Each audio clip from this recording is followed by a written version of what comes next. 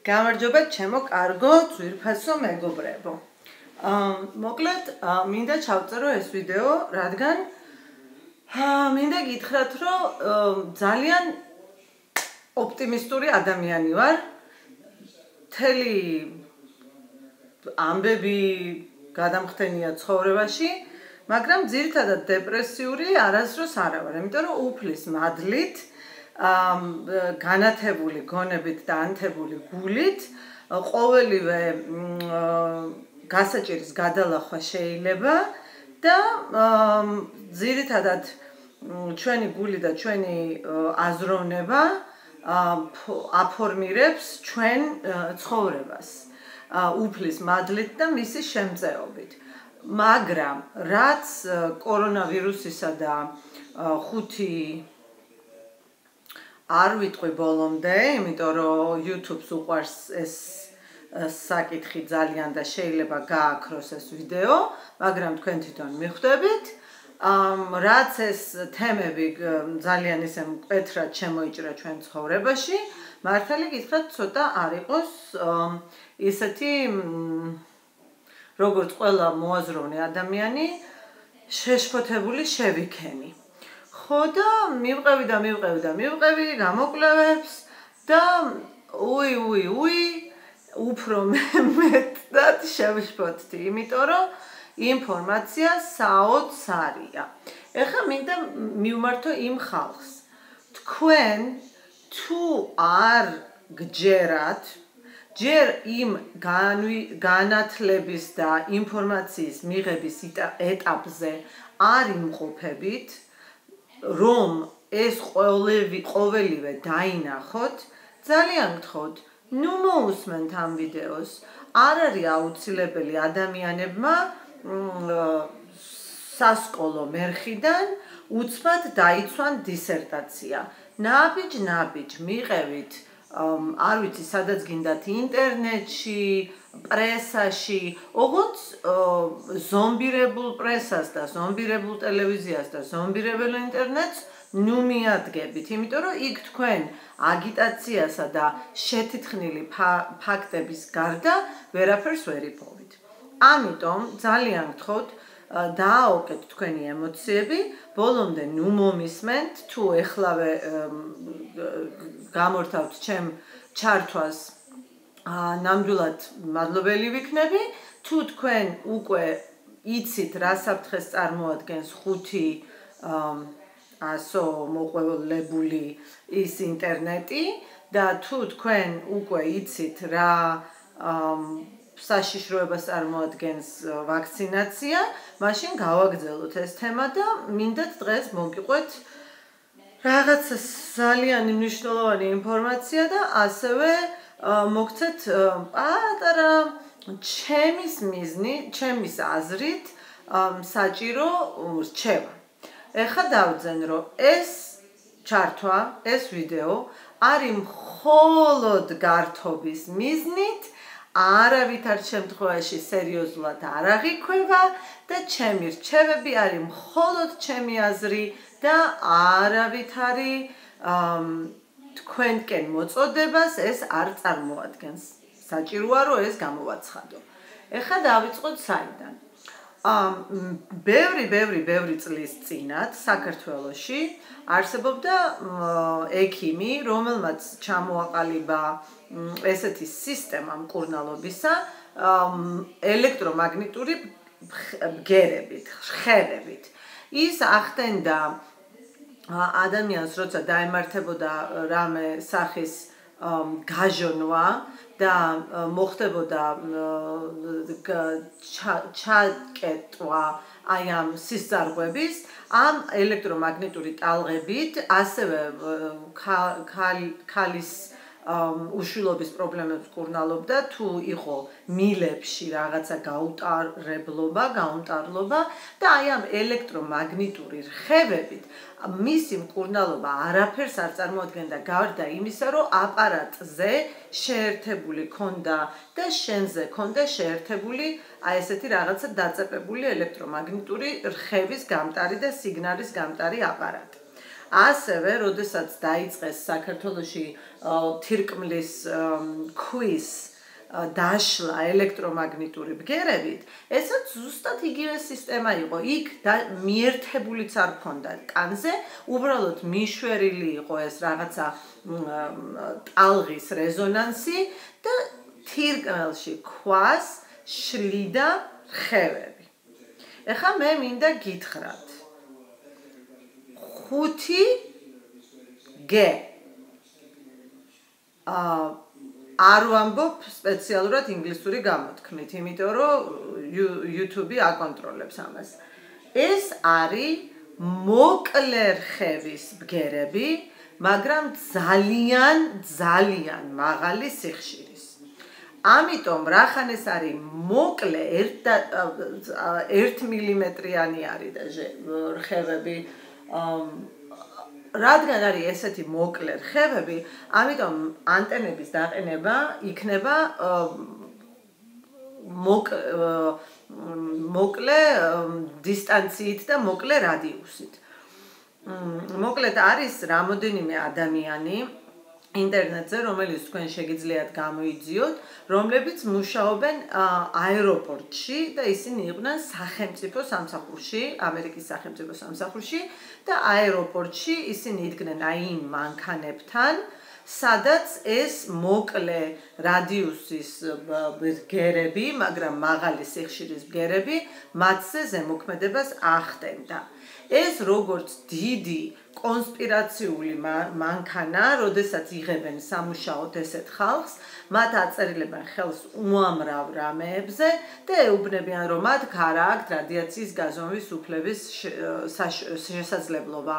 მათ არ აქვთ უფლება, რომ გამოიძიონ რა რაოდენობის რადიაცია ამ სამუშაოს ამ პირობებში.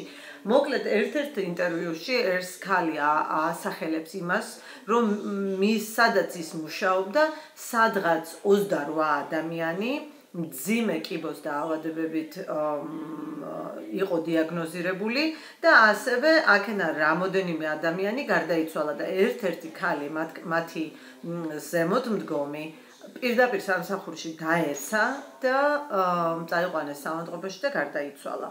ამ ქალმა მიიღო საშინელი დაავადებები, რომელიც დიაგნოზი დაუსვეს, რომ ეს იყო ავტოიმუნური დაავადება და ასევე კიბო, მაგრამ ავტოიმუნური დაავადების სიმპტომები ამას არ ქონდა, ამას უფრო ქონდა რაღაცა ესეთი ორგანიზმის დამშლელი სიმპტომები და ამ ქალმა მერე ჩაატარა თელი შეკრებები, რომ ადამიანები მოეზიდა, ვინც ამ იგივე დიაგნოზებით და იგივე პრობლემებით იქნებოდა ამ სფეროში მომუშავე თანამშრომლების და გააგზავნა წერილი კონგრესში და ამერიკის პრეზიდენტთან, მაგრამ როგორც თქვენ მიხვდით, ამავდღეინდელ პრეზიდენტთან, როგორც თქვენ მიხვდით, არანაირი შედეგი ამან არ გამოიღო და დღემდე ეს ქალი არის მაღალი ჯგუფის ინვალიდი. მოკლედ, ახლა მე გითხრათ, პირველი სიმპტომები 5G-სა, რომელიც შეენიშნება ადამიანს, არის პირველ რიგში თავბრუს ხვევა, არის მეხსიერების დაქვეითება, არის ძალიან ისეთი გაბრუებულ მდგომარეობაში ყოფნა, უმიზეზო სისხლის დენა ცხვირიდან, არის სახსრების ძალიან სერიოზული ტკივილი და შეიძლება გულის წასვლა და იმ დონეზე, რომ შეიძლება მივიდეს ეპილეფსიის შედეგამდე. არის ძალიან ბევრი ვიდეოები ადამიანებისა, რომელიც ამ ანტენებთან ახლოს ცხოვრობენ და ისინი აღწერენ ცოლი და ქმარი ეს სიმპტომები რო შეინიშნებოდა. ასევე არის პატარა აპარატურა, რომელიც ასევე გამოასხივებს აი ესეთი მოკლე სიმგზის, მაგრამ ძლიერი სიხშირის სიგნალს. ერთ-ერთი არის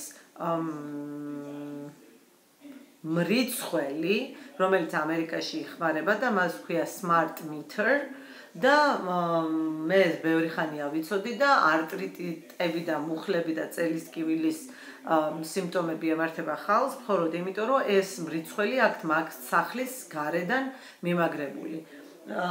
მრიცხველს რო ელექტრომაგნიტური ველი აქვს და რადიოაქტიული ველი აქვს, ალბათ ერთი გაათმაგებული ველი აქვს ამ 5G ანტენებს. იცით, აი რა მაოცებს და მაოგნებს, იცი ყველაზე ძალიან ადამიანები, რომელიც იძახიან, რომ აი თქვენ ფსიქოპატები ხართ და თქვენ ხართ მორწმუნე ფსიქოპატები და თქვენ არ გინდათ, რომ განვითარდეს პროგრესი. გვინდა რომ განვითარდეს პროგრესი, ჯერ უკვე ვიცით, რომ უკაბელო ინტერნეტს და Wi-Fi-ს რადონის რადიაცია და რადონის გამოცხიება აქვს და ადამიანები, ექიმები, შეკრებილები კონგრესში ყვებიან და გეუბნებიან, რომ ამას აქვს ჯანმრთელობის რისკი. ადამიანები, რომლებიც უკვე მუშაობენ ამ სფეროში, იძახიან, რომ დაავადდნენ და აქვთ სიმპტომები და აქვთ ჯანმრთელობის დაქვეითების ფაქტები. ამიტომ ეხლა ის მაგალითები იმიტომ მოვიყვანე თირკმლის დაშლის ქვა.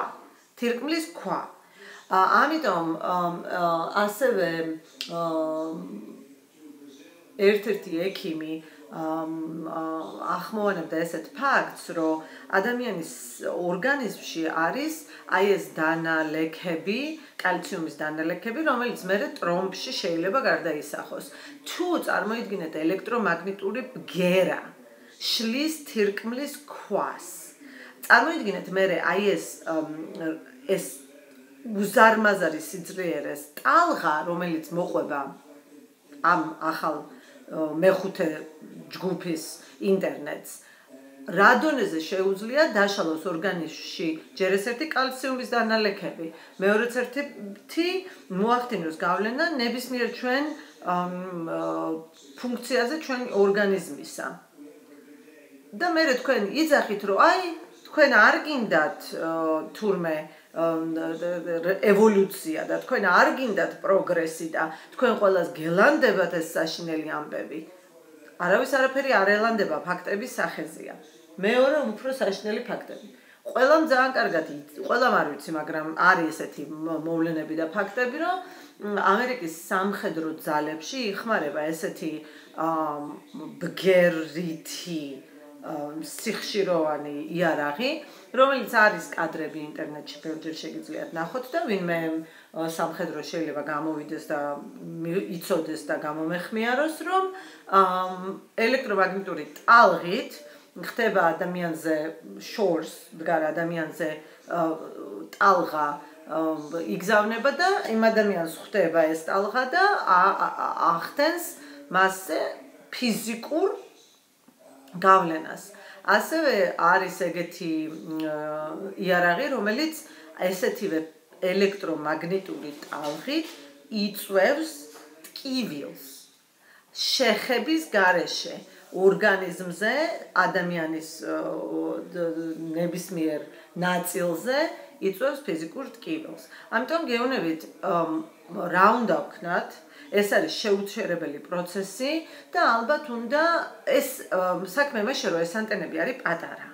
ეს დიდი უზარმაზარი ანტენები არ არის, თვითონ არიან ესეთი რაღაცა ამხელა ზომისები და მაგრდება რამოდენიმე მე ვთვლი რომ არ ვიცი ხა გარშემო ჯარისკაცებს დაუყენებენ ალბათ თუ არ დაუყენებენ, მაგრამ ვისაც სათხელი მოუწდება, კარგი იქნებოდა ამ ანტენებთან პირადი ურთიერთობების დამყარება და მათი ნეიტრალიზაცია. ეხლა რა მინდათ კიდე გითხრათ. მოკლედ აქ ამერიკაში მდგომარეობა ძალიან შემაშფოთებელია. მარტო იმის გამო კი არა, რომ საჭმელი არის მოწამლული. ადამიანები არიან დადაუნებულები.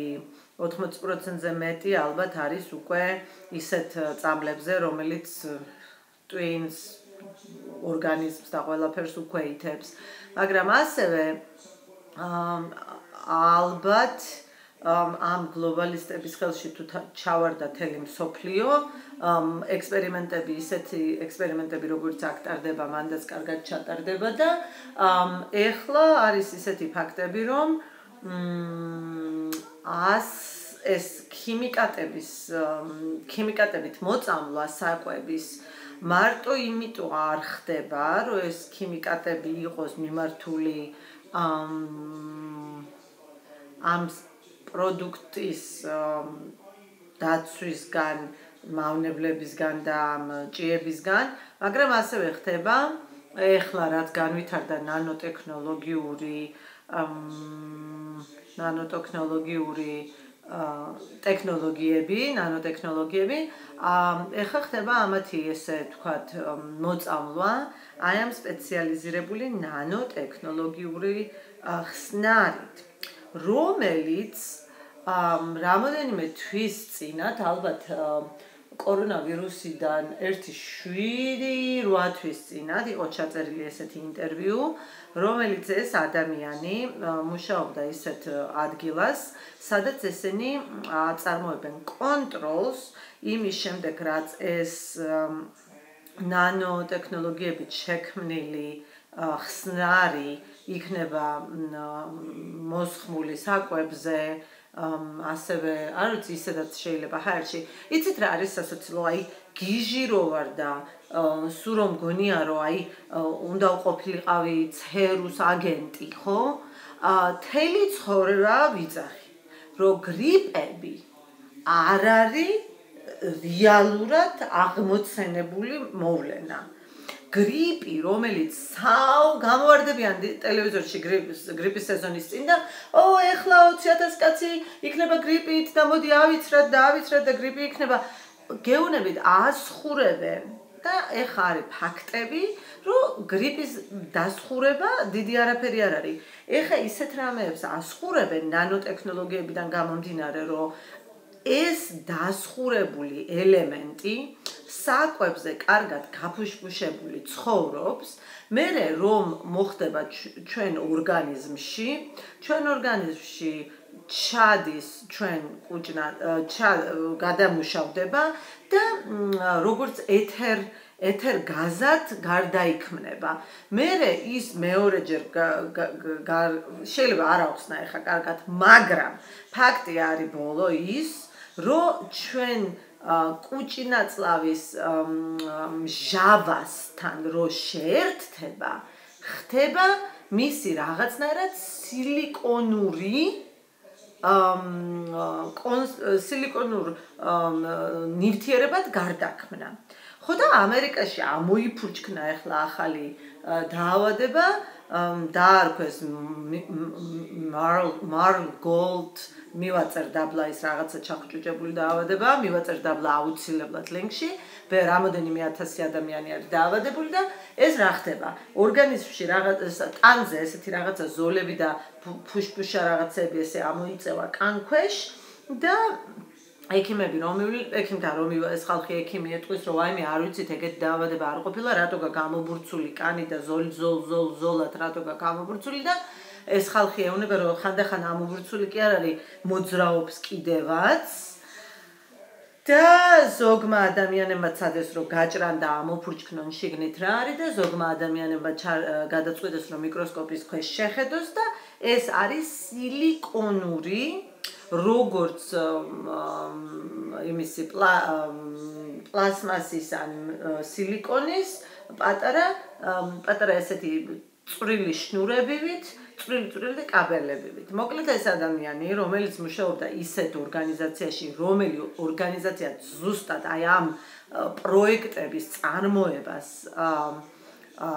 და პროექტების რეგულირებას და პროექტების განხორციელებას ემსახურებოდა, ამ შემთხვევაში ამ სილიკონის იმპლანტებს შენ ორგანიზმში აქ იმის უნარი, რომ მთელი ინფორმაცია შენი ორგანიზმისა, შენი აზროვნებისა და შენი დნ-ის და შენი სისხლის არღვევის და ყველაფრის გადასცეს, რომელიც არის ბაზა. ამ ბაზას ასევე ქვია და თავის სახელია და არსებობს ეს ბაზები და დაბლა დავწერ ამას დასახელებაში. ამ ბაზას აქვს მე უნარი, რომ შენ როგორც პატარა მიკრო გადამცემი გაქვს ორგანიზმში ჩადებული. ასევე აქვს უნარი, რომ ინფორმაცია თუ შეუძლია რომ მიიღოს, მაგათი შემდეგი ეტაპი და მაგათი ცხოვრების ეპოგეა გლობალისტების და სატანისტების და ტექნოლოგისტების არის რომ ინფორმაცია მარტო კი არ წაიკითხონ შენგან ასევე მოგაწოდონ. ასევე ეს ადამიანი რომელიც ამ ცენტრში მუშაობდა ყოველივე ამის დამნახავი გაგიჟდა გადაირია და შექმნა უზარმაზარი იურისტებით, ჟურნალისტებით, პროფესორებით, შექმნა უზარმაზარი ჯგუფი, რომელმაც დაიწყეს ანტიპროპაგანდა და ანტიგამოკვლევა ყოველივე ამისი. და აი ამ ჯგუფიდან 13 კაცი არის გარდაცვლილი, დაწყებული 25 წლის ასაკიდან, დამთავრებული მის 80 თუ 70 წლის დედამდე. გარდაცვლილებიდან ძალიან საინტერესო სიმპტომებით და ერთ-ერთი სიმპტომი ეს რამოდენიმე 7-8 თვის წინანდელი ამბავია აგვისტოში. ერთ-ერთი სიმპტომი ამ კაცმა გაანჟღავნა, ის არის რომ მათ შეუძლიათ დაგმართონ გრიპი, რომელიც პირველ გავლენას მოახდენს ფილტვებზე და შემდეგ გადაიზრდება გულის უკმარისობაში და შეიძლება მოკვდათ გულის უკმარისობით და გულის პრობლემებით. ზუსტად ესეთი სიმპტომებით მოკვდა დედამისი. ეხლა მე თქვენ გეკითხებით, რა არის ამაში ისეთი გასაოცარი, რომ კოვიდი იყოს აი ესეთი მეთოდით გავრცელებული მსოფლიოში, რომელსაც კიდე აქვს რამოდენიმე სიმძლავრე. ნიუ-იორკში იყო და იტალიაში ერთი სახის სიმძლავრე, დანარჩენ შტატებში იყო სხვა სახის სიმძლავრე და მადლობა უფალს და მის სახელს საქართველოში იყო კიდე სხვა სიმძლავრე. ამიტომ დედა ჩემი არის ფიზიკოსი, ერთი ძალიან ჭკვიანი და საყვარელი ქალია. 80 წლის არის და თავის ცხოვრებაში ბევრი რამე ფიზიკის 3 წიგნი დაუწერია და ძალიან ადრეულ ეტაპზე, როცა ჩვენ ამ კოვიდზე ვლაპარაკობდით, ორივე მე ჩემი ეს მეტაფიზიკური აზროვნებიდან და მას ფიზიკური აზროვნებიდან, როცა გაჟღებდა ის თემა, რომ Google და Apple აპირებს ისეთ აპის შექმნას, რომ ამ აპზე შეგეძლება თქვა ვის რა აქვს და ვის როდის ქონდა ეს კოვიდი, მაშინ უთხარი და ეჩემს რომ არ არსებობს მეთქი რომ ამ ვირუსს რამე ელექტრომაგნიტური არ მოყვებოდეს, რომ შეიძლებოდეს მისი დადგენა აპზე, რომ ადამიანს ქონდა თუ არა.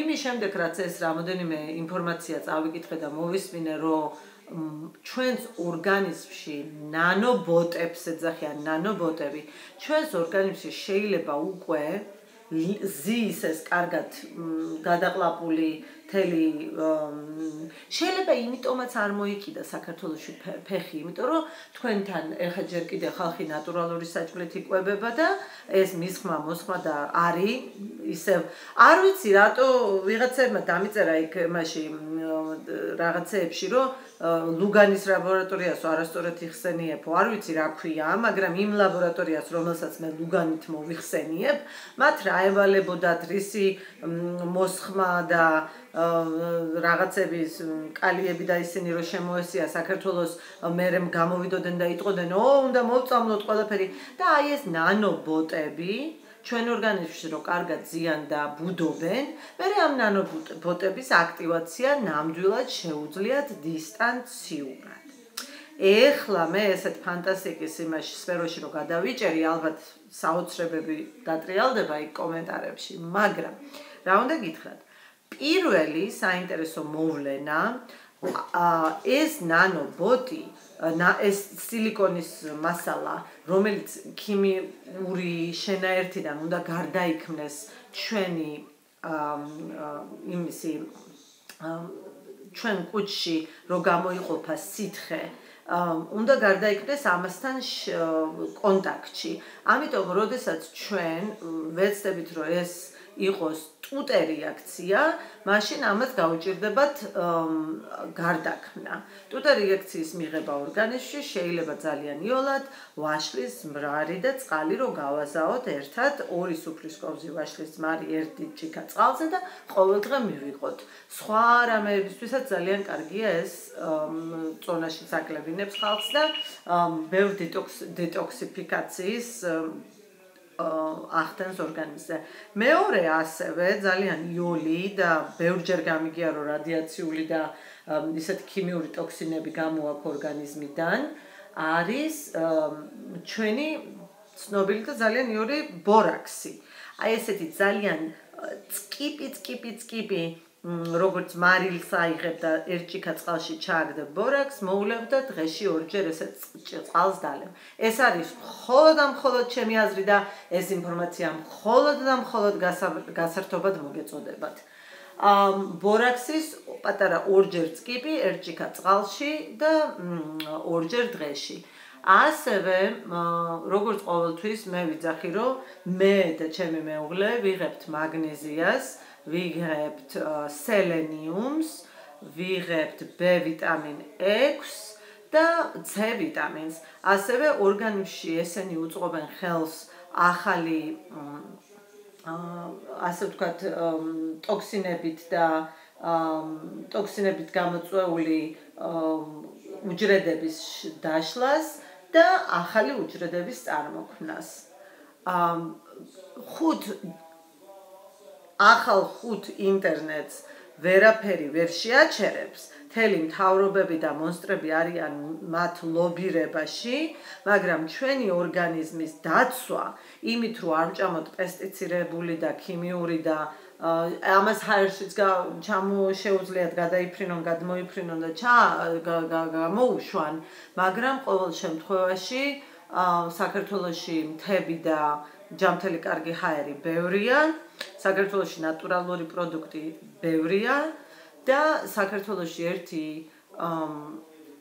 ის გვაკლია ალბათ რომ გულის ყური დაუგდოთ საერთოდ რა ხდება და ერთმანეთის რაღაცეების გამოჩხრეკვის და გამოკვლევის ნაცვლად შეძლებს და გვარად დავეხმაროთ ერთმანეთს და გავარკვიოთ ინფორმაცია როგორ დავეხმაროთ საკუთარ თავს. აი ესეთი საოცრად საშიში და ფანტასტიკური ჩართვა მქონდა დღეს, მაგრამ ჰეი, კიდევ ერთხელ ვიძახი ინა პლანეტიანების მოსვლას თუ ველოდებით, გლობალისტები რომ ასხურებდნენ ჰაერში ნანო ტექნოლოგიებით შექმნილ ქიმიკატებს, რომელიც ჩვენ ორგანიზმში ილექება და მერე წარმოქმნის ინფორმაციის წყაროს, რომელსაც მიმღებთან შეიძლება დაუკავშირდეს და ჩვენგან წაიკითხონ ინფორმაცია რა არის ამაში გასაკვირი. მოკლედ, იმდენი კარგი კომენტარი მომდის, მაძლევთ იმის ესეთ პოზიციურ ტონუსს, რომ გავაგზავნო ეს ჩართვები და ხო გეუბნებით, ბლოგერი არასდროს არ ყოფილი ვარ, მაგრამ სადაც საჭიროა უნდა ვილაპარაკოთ და გავაფრთხილოთ და გავუზიაროთ ერთმანეთს ჩვენი ცოდნა და გავამხნევოთ ერთმანეთი. აბა კარგად იყავით მომავალ შეხვედრამდე.